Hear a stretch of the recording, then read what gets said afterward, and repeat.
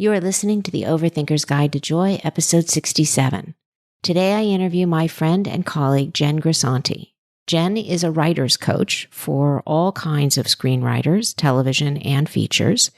And like me, she is a former television executive. So today's conversation is about coaching, writing, and all things television. Let's dive in. This is a podcast for overthinkers, overdoers, and overachievers who are tired of feeling overanxious and just want to feel better. I'm your host, certified life coach, Jackie DeCrenis. Welcome. Today, I am bringing on a very old friend from the entertainment business. We were colleagues when we were both working in the television business. She still works in the television business, but no longer as a creative executive like we did. Her name is Jennifer Grisanti. We call her Jen Grisanti. And she is the international speaker and acclaimed story career consultant at Jen Grisanti, Inc., a 13-year writing instructor for writers on the Verge at NBC, and a former 12-year studio executive, including vice president of current programming of CBS Paramount. And Jen is also the author of 3 books: Storyline, Finding Gold in Your Life Story, TV Writing Toolkit, How to Write a Script That Sells, Change Your Story, Change Your Life, A Path to Your Success. Jen actually started her career in 1992 as an assistant to Aaron Spelling. He served as her mentor for 12 years, and she quickly climbed the ranks and eventually ran current programs at Spelling Television, covering all the Spelling shows, including Beverly Hills 90210, Melrose Place, and Charmed. In 2004, Jen was promoted to vice president of current programs at CBS Paramount, where she covered numerous shows, including Medium, Numbers, NCIS 4400, which is the show we met on, and Girlfriends. In January 2008, Jen launched Jen Grisanti, Inc., a highly successful consulting firm dedicated to helping talented writers break into the industry. Drawing on her experience as a studio executive, where she gave daily notes to executive producers and showrunners, Jen now guides writers to shape their material, write their emotional truth, hone their pitches, focus their careers. And since launching the firm, she has worked with over 1,000 writers specializing in television and features. And due to her expertise and mentorship, 110 projects, that is scripts, have sold, including 10 that went to series. And 152 writers have been put on staff since working with her. These are some amazing statistics. And with that, I would like to introduce to you my old friend, Jen Grisanti.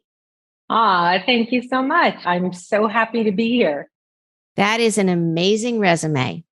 I think whenever you hear things read back to you and you think of the journey from the day you decided to change direction, it is fascinating to think back to that arc of growth.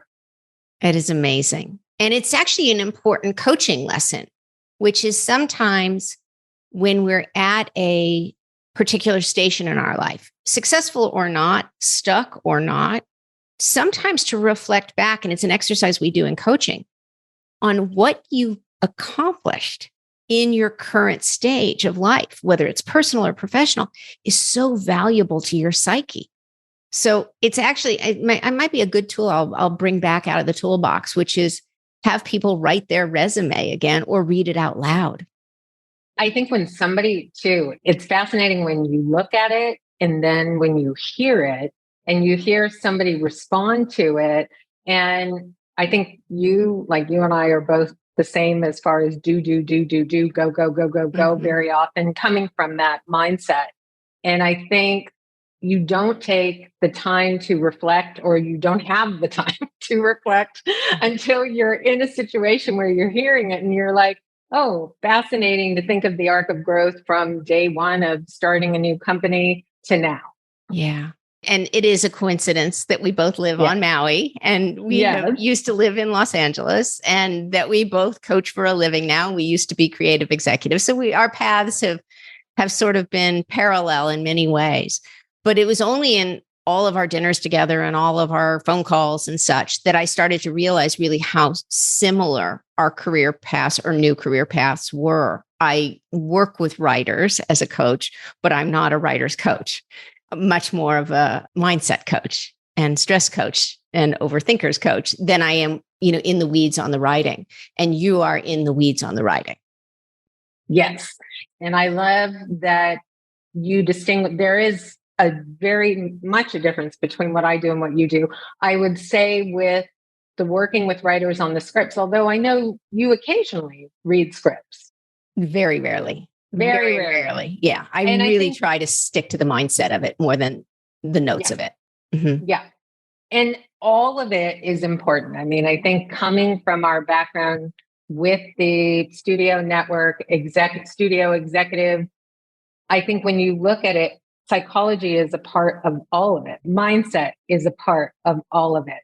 And I think whenever you are coaching, you are working with the internal being as well as the external script and writing. So I think that you and I have parallels as far as looking at the psychological mindset part of the writing and creating a career in the entertainment industry. But I think, as you say, we differ in that my focus is on how to get writers to write a script that is going to lead them to their dream and open doors and all of that. Yeah. Yeah. It's very specific. And actually, in all the years that I was in television, I have to say, I think you're still the only one who does this. There are the classes, they're the Robert McKees and John Truby's, but you're the only one I know who has this kind of mentorship program, coaching program specifically for television and feature writers. At least in all of my travels, I think you're the only one I've ever known. Carol Kirshner is probably the other one from the studio executive world. And like you say, I mean, there's a differentiation for all of us in our focus. Like Carol's focus is mainly on career and the idea of career guidance versus script versus her reading. I think so many people who do come from the executive world, and Carol also focuses on pitching, and where we have similarities, we both go into the personal story. Emotional truth is a huge part of my brand, and understanding how to write from a truth that isn't autobiographical, but is a glimpse of who you are as a person and a writer. Mm-hmm. And those were always my favorite stories to develop. I was always interested in the emotional truth behind the writer that was pitching to me. Like story, yes, and series had to have legs and all those things, but I was always interested in where was this character created from? Like, was it your uncle, your father, yourself, your neighbor, your best friend, somebody you admired across the street? To me, those were always the juiciest stories. I agree. I mean, I think when we're looking at where the world is at right now and the desire for depth in story, in how we spend our time, in something meaning something that we're going to dedicate ourselves to, certainly when you start a new series, I think people are in a mindset where they want to watch story that is going to create transformation, that is going to make them lean in and learn and grow. I think that is where we all are in the world right now. And I think entertainment and art is the perfect place to reflect so much of what's going on inside. Oh, so can we just jump to the good stuff? Can I ask you what you're currently watching or what you've recently watched and love? Like, I know you watch a lot, and I know I watch a lot. Yes, so, I watch a lot. Top 5 in the last 12 months. Just give me your top 5 series. I would say a series that surprised me. So top 5, I would say The Split on Hulu. I loved The Old Man. I did too. I am currently watching, I'm very intrigued by CB Strikes on HBO Max, which is a procedural with a very strong character aspect with a one-legged lead.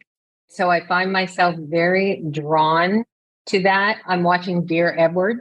The emotional part of that is making me lean in. I find the idea of hope something that everyone needs right now. And then, The Bear would probably be the fifth one. I mean, there are so many shows that I teach from, but I would say those five, when I look at components of what's making them work now, that's what intrigues me on a psychological level. And the Split, which was written by Abby Morgan, who wrote The Hours, and also, if I remember, wrote River, which was another show that I taught from in one of my courses, River, that was on Netflix. There is a depth in the writing. And that one surprised me because I'd never heard about it. And I found it on Hulu, and it was such a simplistic concept in terms of you have a mother and three daughters, and we learn that the father returns after a 30-year absence in the series arc setup. So you have four women with the same wound. The mother and two of the daughters work at a family law firm. So you have the engine of the law firm that's bringing story in. Then you have the main worldview is the eldest daughter, Hannah. And Hannah is a very successful divorce attorney, and she's married with kids. And we learn that Hannah has a secret. And so between the secret, the father returning after 30 years, and having four women with the same wound, and then having an engine of story coming in with domestic dispute, which thematically resonates with all the characters and what they're going through, and how the four women, how we see the absence of the father come up and husband come up in them in different ways. So it's a brilliant series. Like all three seasons, there was not a weak link. Wow. So when I see series like this, then I'm like, all right, I'm in. Like this is amazing. And they made a version of it in Turkish, I believe, that was even more successful. So it's really fascinating. Oh, I will check it out for sure. Yeah. I'll check it out. The others I've seen. So, but I will check it out for sure. That's awesome. Yeah. And what show are you teaching on right now in your program? What are you doing your deep dive on this season? In my program, the 8 shows that we're looking at Severance, which I also love, The Bear, which I mentioned, Gaslit, The Old Man is in there, Single Drunk Female, Life and Beth, and then there was one other, and I'm blanking on. But these are shows. Yeah, these are Gaslit, and We Crashed. So these are the 8 shows that I selected for the course this year. Again, because they are making breakthroughs in how we tell story and what story means and how deep they are going into what I call triangle of the wound for the central character and how we feel that in these stories. Nice. Tell me a little bit about your favorite part of your job. I would say that I love waking up every day with the idea of knowing that both you and I spent our lifetime being executives and learning the craft and the skills, and knowing that everything we learned and all the tremendous mentors that we learned from in our careers has so much value to pass forward right now. That's probably my favorite part. That's so beautiful. So you're taking generations of knowledge and paying it forward to young or old hopefuls and or established writers to bring their career to a next level. Yes. Beautiful. Yes. And it's all levels. I think because I had the good fortune of staffing 15 primetime shows, I have writers of all levels. And I have writers who will come to me at the mid to upper level who are stuck, who need to redefine what their career is by writing a new script that represents what really is going on inside of them, so that doors can continue to open, but perhaps open more in the direction that fulfills them. That's kind of a beautiful thing, as opposed to feeling like they just have to fill this corporate void. Yes. Or just take a job because they need the money. Right. Yeah. Yeah. Oh, that's beautiful. That's really transformative. I mean, it's transformative to make a living also as a Yes. writer, but it's transformative to be able to write something you love. Yes. So big. I mean, so big about thinking about who you are and where you are in your life, in the life phase process, and thinking about how where you are in your life is reflected in what you write. Yeah. Yeah. It's amazing when when writers can write truly from their gut. Not necessarily, like you said, autobiographically, that's not necessary, but really things that are meaningful to them, whether it's exploration of character or exploration of things that are uncomfortable to talk about, or whether it's messy, or whether it's non-linear storytelling, meaning it jumps around in time, or you only get so many clues about things, and you really have to make the audience pay attention and lean in, which I think, yeah.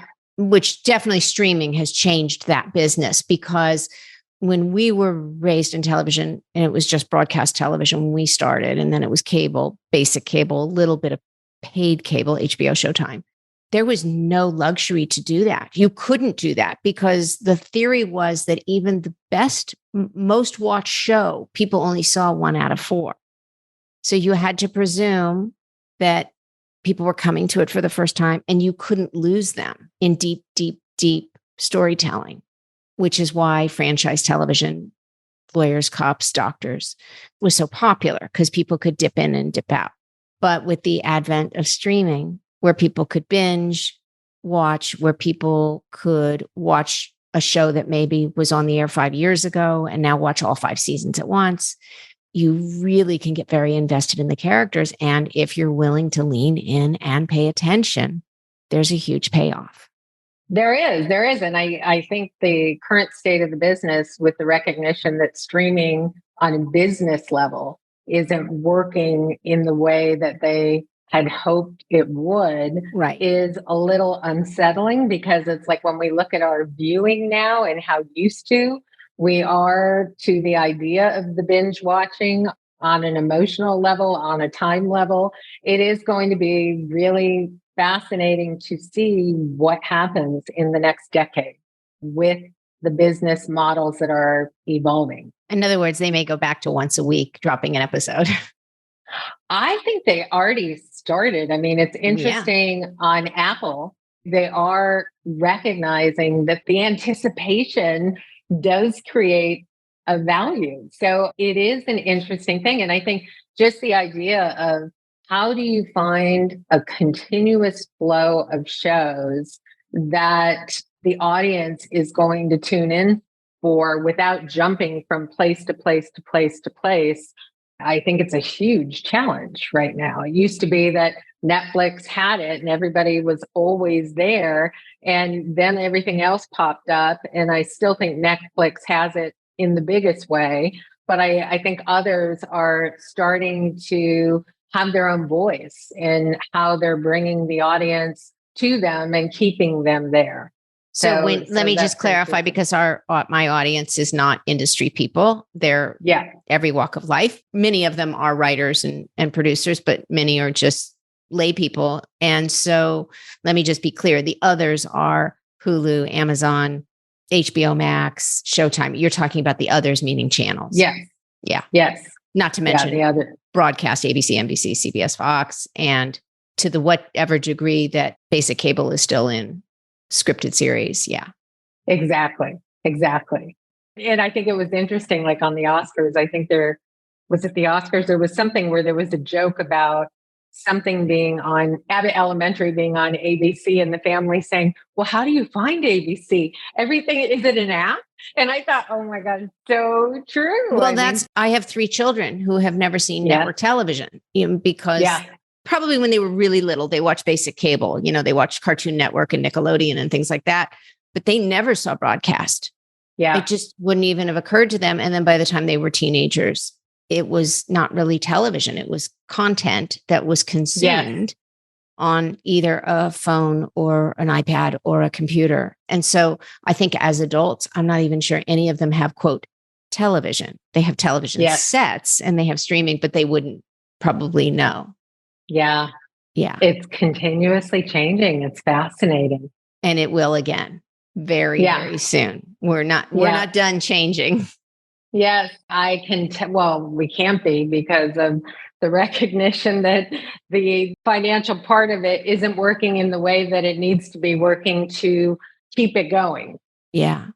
Yeah. To sustain it. So there's challenges. And again, I don't want to get too in the weeds, but there's challenges on every level. There's challenges on the business side of television and like what's next. And then there's the challenges of inclusivity and trying to make sure that we are hearing from lots of different voices from all over the world and being much more inclusive in representing everyone, everything, and as evidenced by the Oscars with the first Asian actress to win Best Leading Actress with Michelle Yeoh. Yeah. So things are changing. So that's a certain amount of advice or coaching to a more senior writer, producer who's been doing it the same way for 10, 20, 30 years and now is having to pivot because like, wait, there's streaming and wait, streaming's not working and wait, I need to be inclusive and wait, I need to be progressive and wait, I'm talking about things I don't even know. But then there's also like the baby writer. And there used to be like a process of how baby writers broke into the business. You wrote a spec script, you hoped an agent or a manager was going to read it. And then you got hired. And then if it was good enough, you got on staff and then so on. So, and it feels like even those rules have changed. So are you ever confronted with a brand new client who's like, I don't know where to begin, other than they want to write and they're writing and they've had some education about writing. But how does one even start to break into the industry in today's world in 2023?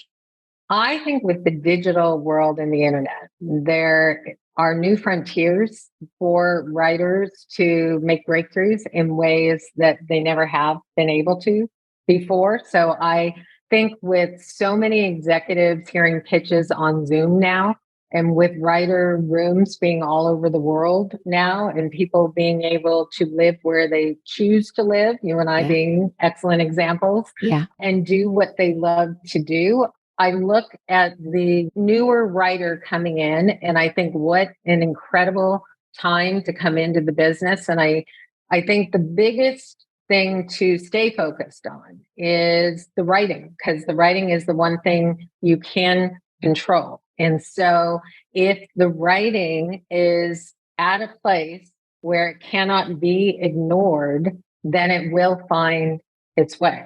So give an example of what that would mean or what that might look like for a young person who's finished college or finished graduate school or written their first spec meaning script written from beginning to end without being paid.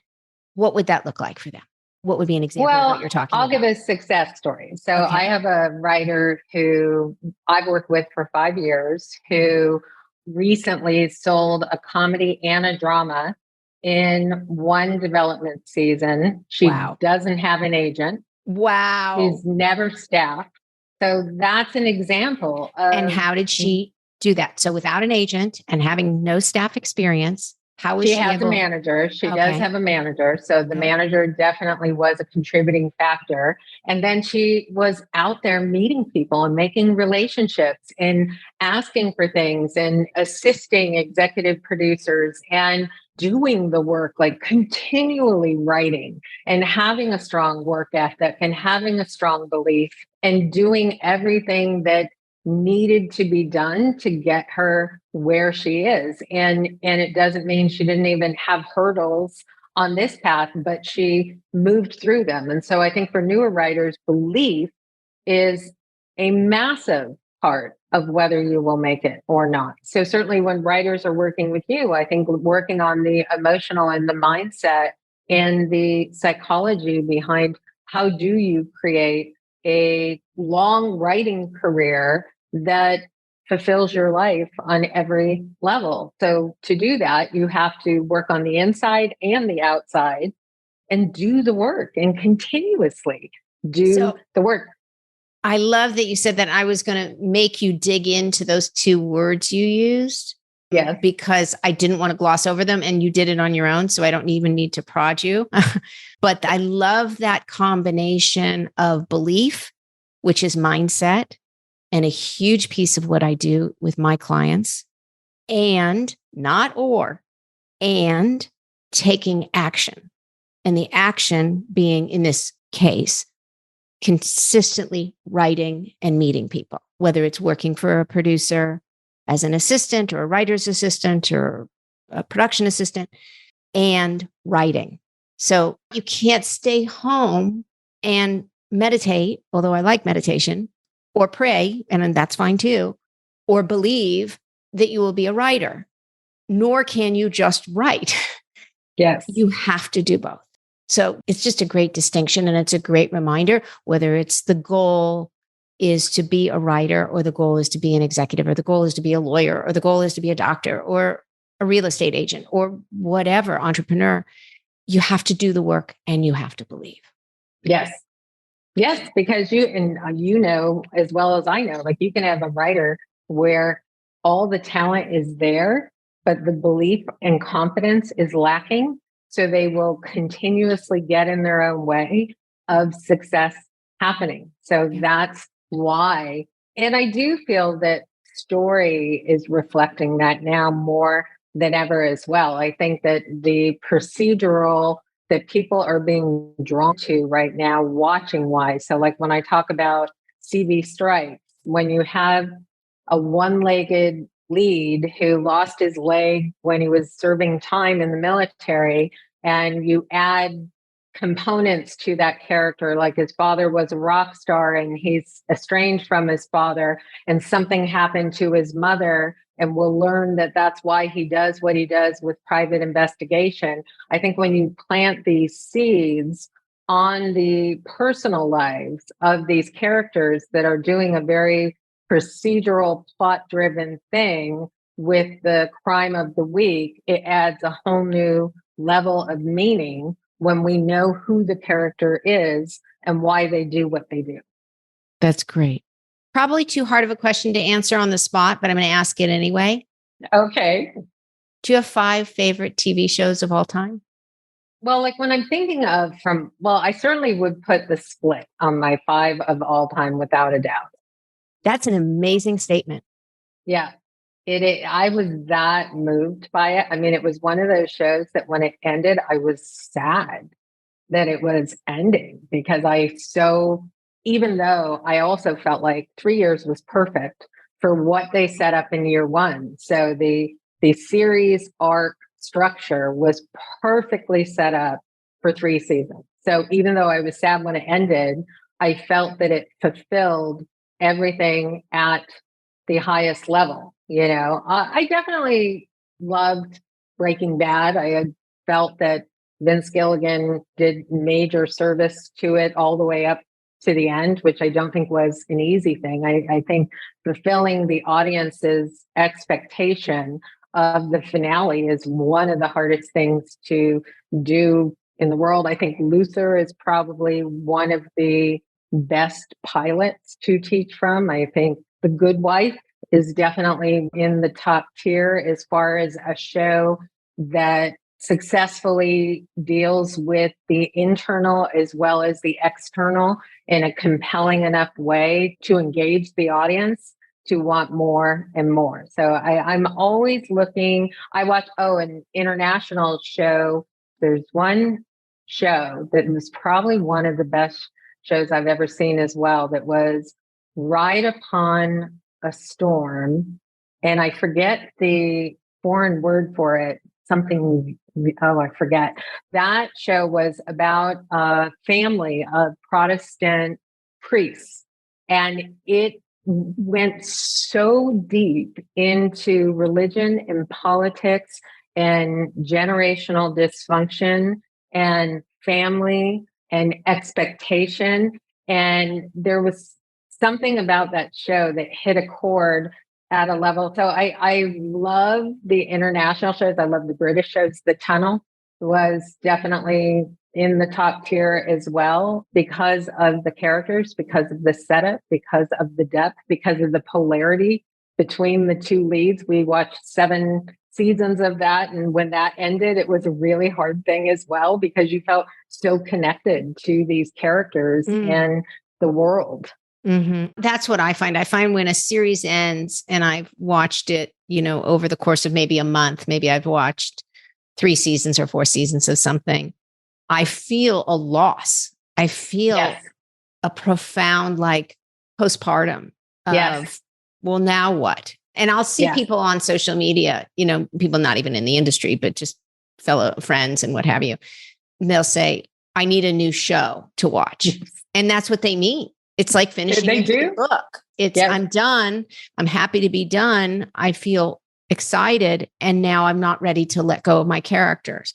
I felt that way. I think one of the few times I felt that way in long before there was binging, long before there was streaming, that's how I felt about Friday Night Lights. I was not ready to let go of those characters. And I put that in my top 10 because of that feeling. And I agree. And Jason Katims wrote Dear Edward. So it's interesting. And another great show, Shrinking. Have you seen that? I have not. Oh, that's another brilliant show. All right, it's on my list. Take a look at that. That's on Apple. Yeah. Okay. All right. It's on my list. And that pilot, so perfectly set up. It's a comedy, and it's just set up. And obviously, in today's single cam comedy is the idea of more of a drama with humor. So it's in the idea of that tone, but the humor is very, very well placed. And brilliant. That is another brilliant show. But Friday Night Lights, totally agree with you. Yeah. I actually cut my teeth as an assistant on the original single camera shows that were the hybrid between drama and comedy, because I was the assistant to the executive producers and then became the executive in charge at ABC of the Wonder Year, the original, the Wonder Years. And then I also covered Doogie Howser, which was the original, one of the few 30-minute single camera quote comedies, but then also had, pathos, because people died and people got divorced and people had their hearts broken, and there was no laugh track and there's no live audience. And then I also worked on multi-camera sitcoms where, everything gets tied up at the end and there's a laugh track and there's an audience.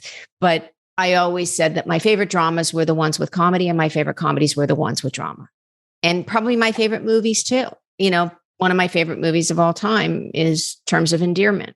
Yeah. And, I'm literally laughing my butt off and I'm crying uncontrollably. Every single time you see it. Every time I see it, uncontrollably. Yeah. So anyway, but that's just my genre. That just happens to be my favorite, is that hybrid, that mixture. And some writers just do that so well. And I always say that I'm not a lover of sci-fi and I'm not a lover of fantasy. Anybody who ever tried to sell me knows that. And those shows that I did buy that were science fiction and or fantasy were because they had great characters. And so I always say the best shows are the ones that can transcend a genre you don't like because the characters are so compelling, you can't resist watching it. Because of the transformation. And I think it's interesting on that topic when you talk about, I used to feel the same way, and yet then I covered 4400 as the book did, Medium, All Souls, The Kindred, Charmed. So different levels of understanding the beauty of the liberty that you could have with storytelling when you got, and then I think something recent I watched was 1899 on Netflix that was in the horror genre, which typically would not be something that I would love. And I loved it because of the character transformation. It's exactly how I felt about The Last of Us, the new series that just won all the awards. Yeah. And I don't like zombies. They're not zombies. It's just not my genre. And I'm like, I don't want to see, monsters and all the things. But the leads were so compelling that I kept watching till the end. And I really did feel that sadness at least when the first season was over. Do you know what's interesting about that sadness? One thing I want to bring up that I've talked about on a few of my classes that is out there in the ether, and so many people are starting to talk about when you're talking about people missing a show or I need my next fix. There is a TED Talk, and then there are a number of books going into it now too. There is a TED Talk on the magic science of storytelling that goes into the recognition that with storytelling, the writer, the show is eliciting dopamine and oxytocin. Same things when we fall in love. Yep. So when storytelling is doing it right, then you are emotionally attaching. I love it. In that way, which is making you want more when something ends. Yeah. That's so beautiful. I'm gonna check that out. Yeah. The last thing I was gonna say in that vein is, and sort of to tie it back to the theme of this podcast, which is obviously the Overthinker's Guide to Joy.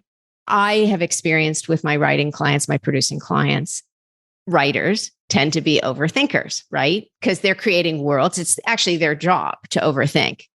But when it becomes dysfunctional, in other words, the overthinking isn't just expansion of the brain or expansion of the what if or expansion of storytelling, but becomes disabling in the case of, I don't know what to write, or I don't know how to corral it, or I don't know how to sit down and just do it. Any advice for that overthinking writer? And again, this speaks a little bit more to the more junior people, because as they build confidence a decade or two in, they just sit down and write. But any thoughts on that? Yes. First, one thing I recommend to so many people right now, if you have not seen the documentary called Stutz. Loved it. Yeah. Loved it. That is a huge thing, I think, for all writers to understand about therapy. Yeah. And let me just step back for a sec so they can know what it is. It's Jonah Hill, the actor, therapist, whose last name is Stutz, and it's on Netflix. And it was a documentary that he did as an homage to his therapist, because he loved the transformation. He got so much from him that he decided to make a documentary about his own therapy and therapist. And it's called Stutz, Stutz, on Netflix. Anyway, so that's just a sidebar. And Phil Stutz also has a book that I have always recommended to my writers who get stuck, who have blocks, is called The Tools. So Phil Stutz is Jonah Hill's therapist, is the author of the book, The Tools. I recommend when writers are struggling, there are several things you can do. Certainly meditation. I highly recommend the combination of meditation and journaling. Mm-hmm. If you are stuck and you start listening to meditation and you just start stream of consciousness writing, you just start writing anything that comes to mind as you're meditating, you will be shocked at what you can capture and what comes through you as it links to content, as it links to ideas, as it links to your message and what you have to say to the world. So that is a huge thing. Then obviously things like a disciplined writing practice. So if you are a writer, then you have to be writing. And so I think it is thinking of what 2 or 3 hours a day can I set aside to write, and recognize things like when I was writing my books, I got up at 4 a.m. because I had heard from Susanna Grant that was the magic hour, and the idea that you come off of dream state and you go straight into things that your mind, your subconscious and your conscious are processing. And that also helped the writing process for me in a big way. So writing in the morning before things would get crazy with my day was my time by myself to just be in content. So I think when you think about the discipline of writing, it is setting yourself up for success by having a routine that works for you on an emotional, psychological, mental level to get you to an outcome. This is so interesting. And I think in the first 7 episodes of this podcast, I talk about first the 4 basic non-negotiables about what I think people should do every day. And then in episode 5, I talk about the power of journaling.